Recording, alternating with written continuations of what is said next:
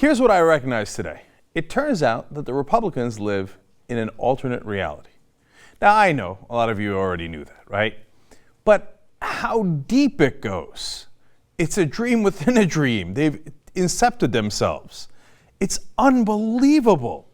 So they not only do not accept facts like climate change, that 97% of the world's scientists believe it's man-made, science, that war on science began a long time ago. And then at one point they started a war on math when it looked like the polls showed them losing the 2012 elections. They just stopped believing in math and numbers, right? But now they've just created a completely different reality. So for example, on October 17th, we're going to hit the debt ceiling and then we can't pay our bills. The government is literally going to run out of money, right? And now they say, no, it's not. And they've created this reality, which they've gotten their diehards to believe, that there is no such thing as a debt ceiling. Okay, listen to Tom Coburn. Look, the debt ceiling and the CR are the same thing. There is no such thing as a debt ceiling in this country because it's never been not increased. And that's why we're $17 trillion in debt. And I would dispel the rumor that is going around that you hear on every newscast that if we don't raise the debt ceiling, we will default on our debt. We won't. We'll continue to pay our interest, we'll continue to redeem bonds, and we'll issue new bonds to replace those. So that it's not entirely accurate. Now, when I saw that yesterday, I thought Tom Coburn had been smoking something or just off message. I don't know what the hell he was talking about. Of course there's a debt ceiling, and of course you can't pay your bills if you don't have any money. That's a stone cold fact. But now they just said, oh yeah, turns out we can tell any lie to our Republican base and they'll believe it. So we'll just pretend that the government does have money. We'll pretend that there is no such thing as a debt ceiling. Now, initially he had said somewhere in there, it's okay because every time we just raise the debt ceiling. I know, but this time you won't raise it. That's the problem. If you want to raise it, then you're right. We have no problem whatsoever. But the problem is you're not raising it. Okay, so I thought it was isolated. It turns out it's not isolated.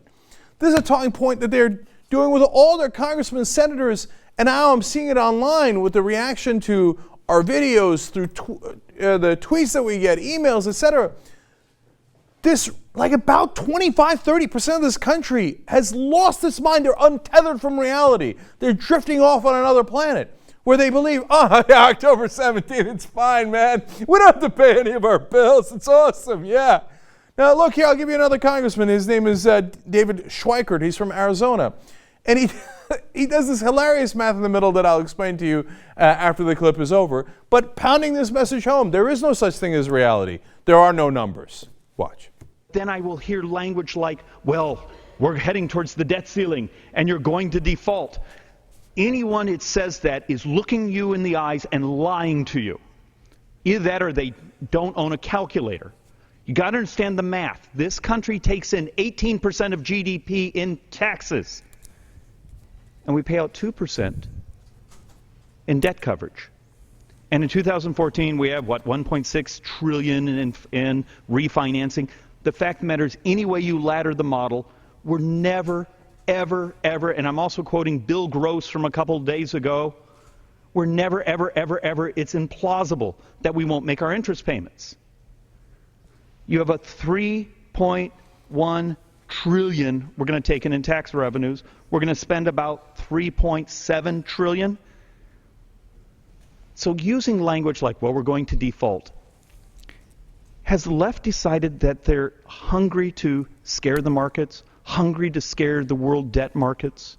Now, that's just enough numbers and talking around in circles to get Republicans to go, oh yeah, I knew it, man, I knew it. There was no such thing as a debt ceiling. Goddamn liberals are always lying. Yeah, everything's going to be fine, man. There's no cliff. Let's just keep driving.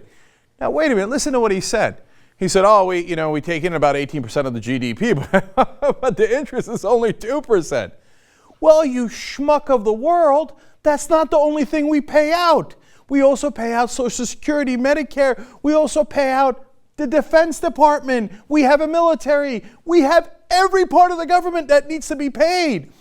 So you can't just say, we'll pay the interest, everything will be fine. These liberals, what are they talking about? We're not going to run out of money. But of course we are, because we already did the math on it. We've spent X amount, and now we no longer have any left. On October 17th, we'll have about $30 billion left, and our day-to-day payments range from about $30 to $60 billion. We will be in default because we literally don't have cash because you didn't raise the debt ceiling. We have the cash if you raise legally the debt ceiling. If not, the president is in violation of the law if he does spend more debt that we have not authorized, that you have not authorized.